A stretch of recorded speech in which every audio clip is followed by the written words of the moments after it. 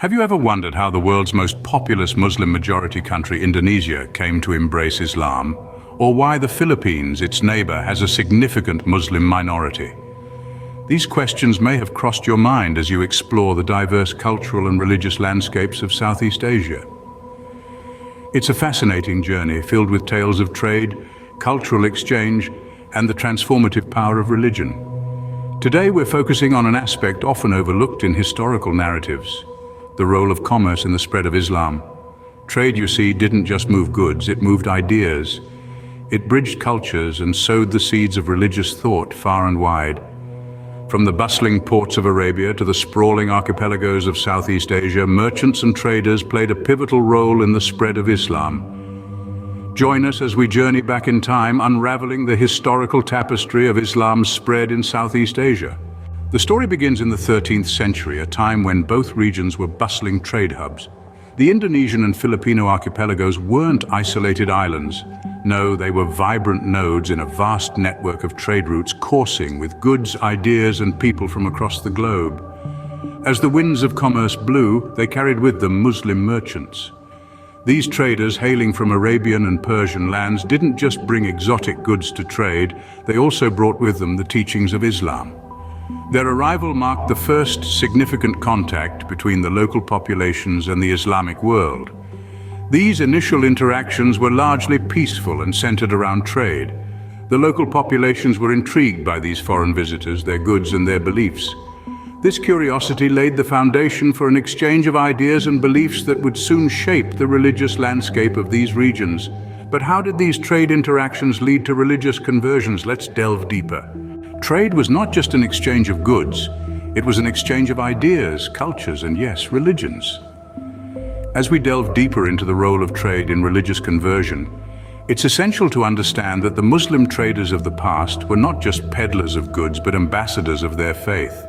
These traders, hailing from the Arabian Peninsula, Persia, and India, navigated the vast seas, bringing with them not just exotic merchandise, but also the principles of their faith, Islam. Their business practices mirrored the teachings of Islam, emphasizing integrity, honesty, and fairness. This wasn't just about making a profit, it was about upholding the values of their religion in every transaction. Now imagine being a local trader in the bustling ports of what is now Indonesia and the Philippines. You're interacting with these Muslim traders, witnessing their sincere business ethics, their sense of community, and their dedication to their faith. Over time, you're not just trading goods, you're exchanging life philosophies, and you become intrigued by their way of life. This was the experience of many locals who, impressed by the moral and ethical standards they saw, began to explore and eventually convert to Islam. Consider, for instance, the trading communities along the northern coast of Java or the Sulu archipelago. These were vibrant hubs of commerce where Muslim traders were a common sight. Over time, the influence of these traders grew.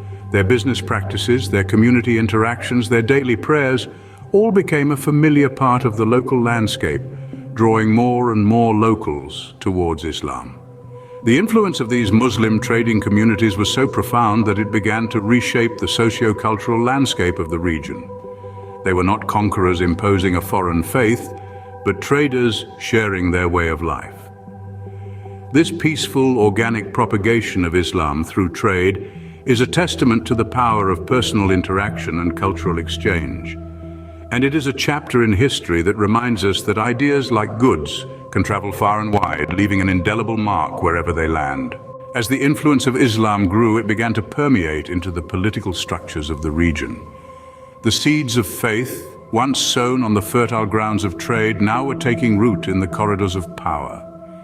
In Indonesia, local rulers began to see the potential benefits of aligning themselves with the burgeoning Islamic world. In the 15th century, the rulers of Samudra Pasai, the first Islamic kingdom in Indonesia, converted to Islam. They saw in this an opportunity to foster better trade relationships with the expanding network of Muslim traders. Their choice was strategic, not just spiritual. By embracing Islam, they positioned themselves as equals in negotiation, as partners in trade, and as part of a world that was growing in wealth and influence. Similarly, in the Philippines, the establishment of Muslim sultanates marked a shift in the political landscape. The Sultanate of Sulu, founded in the late 14th century, and the Sultanate of Maguindanao, established in the 16th century, became bastions of Islamic faith and power. These sultanates served as conduits for the spread of Islam, not through coercion, but through the demonstration of its principles in governance, justice, and social order. These political changes further facilitated the spread of Islam. The religion was no longer a belief system solely practiced by traders and travelers. It became intertwined with the identity of the region, shaping its culture, its traditions, and its laws. The rulers, by adopting Islam, sent a clear message to their subjects. Islam was not just an outsider's faith, it was a part of their world, their lives, and their future. In the larger context, this was not an isolated phenomenon.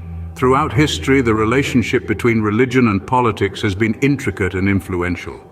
But in this instance, it was unique because here, a faith brought by traders became the spiritual anchor of kingdoms.